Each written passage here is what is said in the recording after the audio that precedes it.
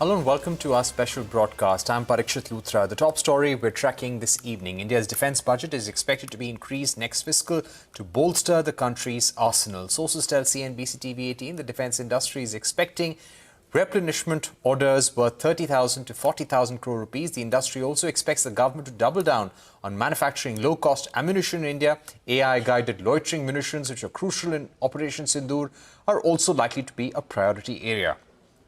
The centre is also expected to push for more unmanned defence systems and foliage-penetrating radar and robotics. Industry sources have said that the development of more ballistic, cruise and hypersonic missiles is also likely to be on the government's priority list. So what else should be on the government's radar when it comes to the defence sector? What were the learnings for defence manufacturing when it comes to Operation Sindoor? To discuss that and more, I'm joined by former Defence Secretary Mohan Kumar and Arun Ramchandani, Executive Vice President, L&T Defence. Gentlemen, thank you very much for joining us on the show today. Mr. Kumar, let me begin by asking you, India has been ramping up its air defences, inducting new fighters, inducting cutting-edge weapons over the last 10 to 15 years. Looking at the lessons from Operation Sindoor and what happened between the 6th of May till about the 10th or 11th of May, what would be some of the key lessons in terms of what should our defence push be in future? Good evening and thank you for having me on the program. I think this Operation Sindoor was a very professionally executed operation. I think it was one of the best operations that we have done in our history. See, one of the outstanding features of this the operation was the power and the strength and the accuracy with which we could target Pakistan's terror camps, and the surprise it gave them, in spite of the fact that they were expecting India to, they were anticipating an action from India. There was still an element of surprise, and it was very beautifully executed. So the outstanding features are that the accuracy, the precision of the weapons is something which is a new development now, because more than ever before we have perfected the use of precision weapons. And of course, this is just a small operation. It was not a long sustained operation. It was just 3 days. But the way it was operated with great precision is really commendable. And one of the other interesting features was, the net-centric warfare that we got it. Net-centric in the sense that the integrated air command control systems, I think they were used in an actual operation probably for the first time. And this was developed by us. It was developed indigenously, and I think the credit should go to Bharat Electronics. And the way various systems were networked with us, and how effectively we could counter and have almost good dominance, total dominance in the air. I mean, that's something which is remarkable. And this has happened only because of these new technologies which have been introduced into the system. And networks, right. For instance, apart from the other drones and other facilities that we used, we also had the support of the S-400. That was also networked with this, and it proved to be lethal. And it was it was one of the most potent weapons available in the world today, and we could use it very effectively.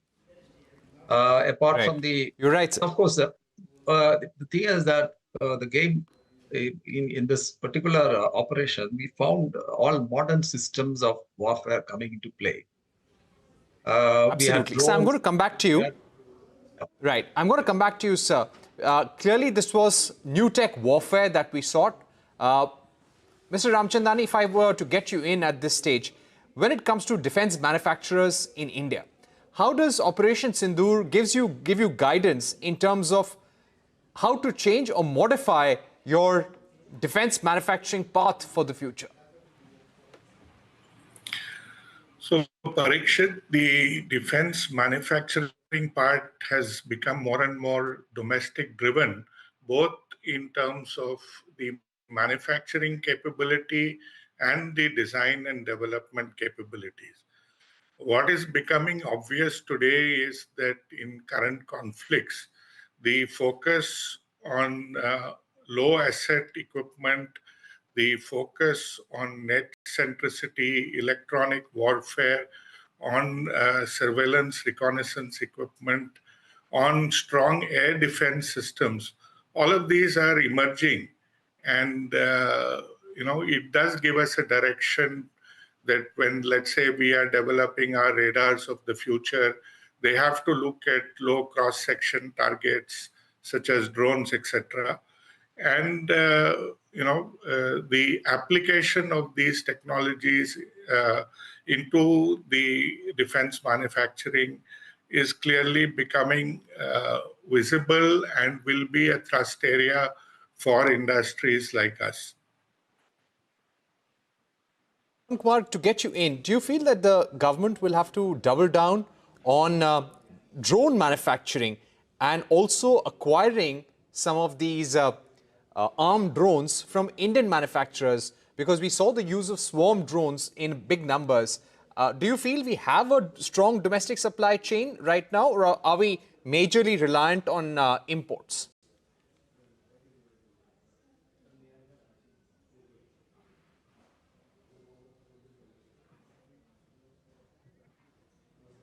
Mr. Kumar, if you can hear me, I wanted to ask you, yes. do we have a domestic supply chain for armed drones right now, AI-guided loitering munitions, or are we largely dependent on imports? Well, I think that's the real question because, we have found, we have now come to know how critical these things are for modern warfare. And technology becomes absolutely a critical factor here. Because in India, of course, we have been manufacturing drones, we have been manufacturing various other systems, and the manufacturing in India has gone up. There is a lot of orders being given to the private sector. But one important factor is that, we take it as a Make in India program. Like it's a Make in India program. And then we talk about Atmanirbhar, that is self-reliance. But the thing is that, just the fact that, by merely, giving orders to the private sector in the private sector or public sector or give domestic companies, I mean, you really do not solve a riddle, because the real crux of the issue is technology. And even I understand that even in the drones that we used, there was a lot of import content from different leading countries. So, it's always possible to put together a drone. Otherwise, if you get some material from China, so China will give you different types of drones. They can always put together, and then you can prepare a drone even for civil use or even military use. But the thing is that, the critical issue is how much we can actually develop, how much of technology we can actually develop indigenously. And that's the most important factor, because if you have any program which any company which manufactures a critical weapon with a high import content, or even a marginal import company is sufficient to derail the process, because we do not know these days. The world is in a flux. We do not know what kind of relationship we are going to have with other countries. Today will be friends.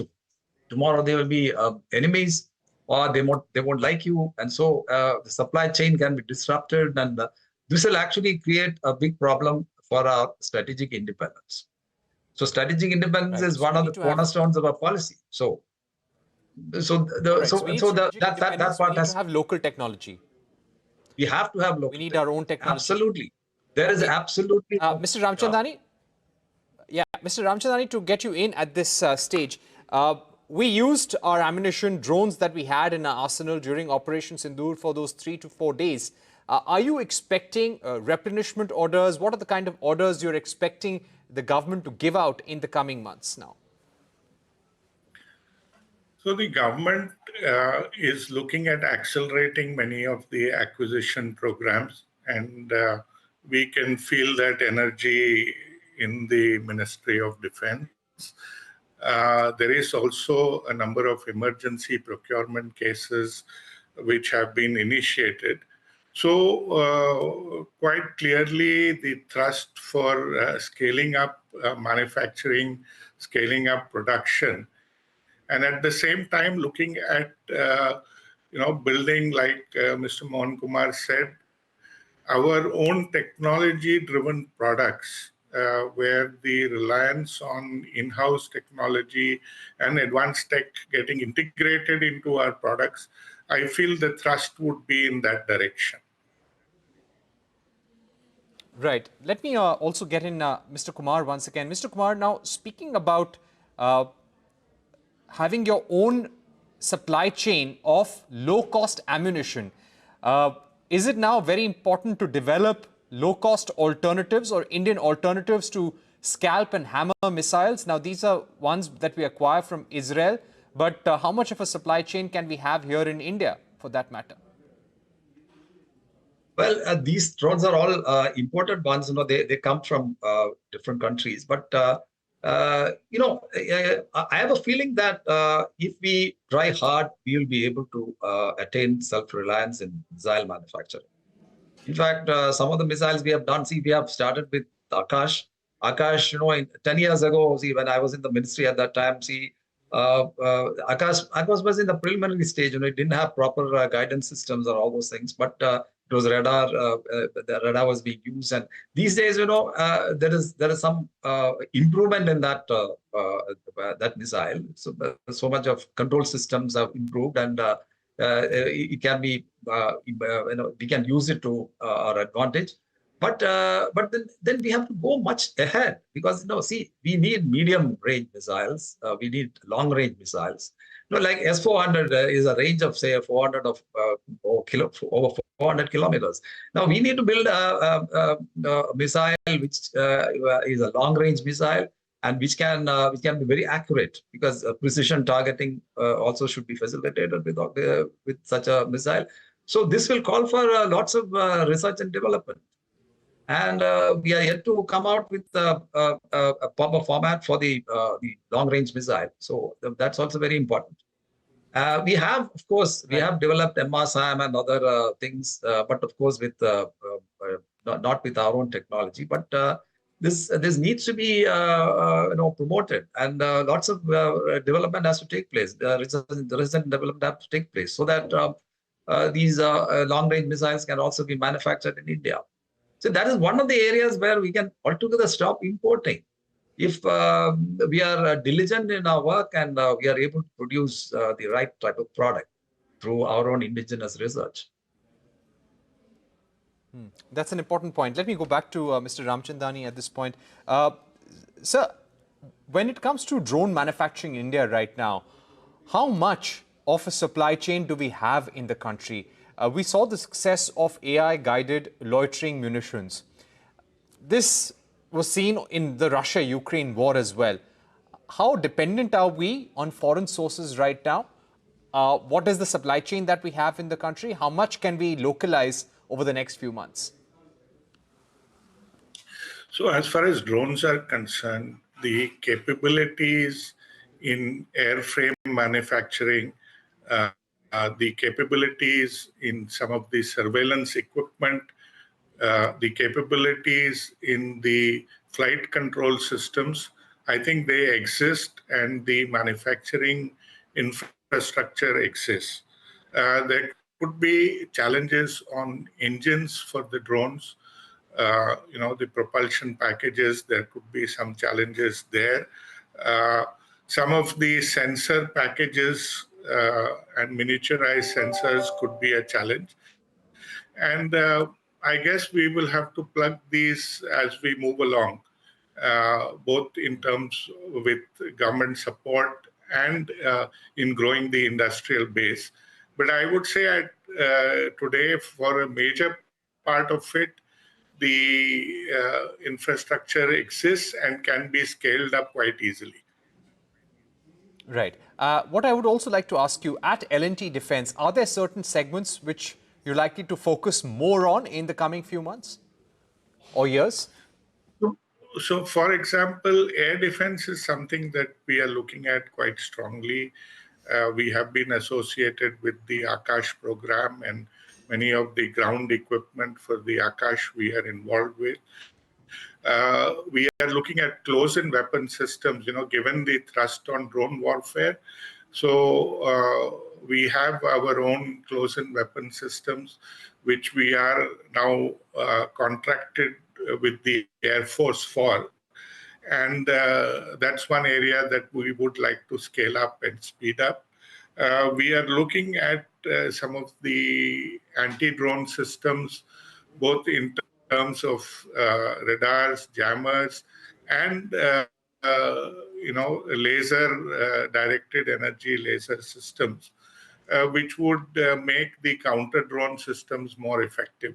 So these are some of the areas that we are focusing on, and I think the learnings from these past events do give us the impetus to push these developments faster and scale up production on these aspects.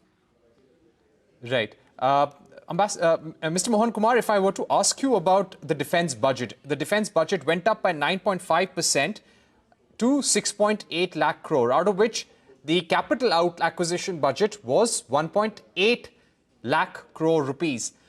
How much do you think our defense budget, especially the capital acquisition budget, needs to go up? See, this is a perennial question. So, I like people talk in terms of what percentage of GDP should be our budget. Somebody will be asking for, say, 3% of the GDP or something, as other countries are doing. So, I will not push for that kind of an approach, maybe. But what we need to do is we have to have a proper plan, long-term perspective plan, which, of course, armed forces are having. But we need to have that plan and have a specific timelines for delivery of each of the components of that plan, and accordingly the money will have to be budgeted. Because whatever happens is, whenever there is a capital budget, that capital budget is always meant for the committed systems, whatever is in the procurement line. So you have to pay the money off, and so you have to pay advances or pay the second or third installments. So that kind of payment is being made with that money. But what is more important is a long-term plan, a plan which integrates research and development, our requirement for this. For instance, we have to visualize what's going to happen within the next 15 years. And accordingly, plan has, because by the time, you do something now with the current scenario, by the time it is developed, it will become obsolete. So we need to have a vision of 15 years and then do what is possible. We have to visualize what is going to happen at that particular point of time in future. And accordingly, your research and development efforts have been made, and we have to integrate both public sector and private sector with that. And private sector will have to be given tremendous importance in that. So otherwise, innovation is of key importance here. And so money alone is not going to transform things. It's our thinking also which matters. Thinking, and you need to have more innovation and more R&D in order to ensure that you have a greater supply chain here in India for all that stealth and AI-guided equipment. Thank you very much, Mr. Ramchandani and Mr. Mohan Kumar, for joining us. We're taking a break, but up next, a closer look at how the success of Operation Sindoor may boost India's indigenous defense arsenal.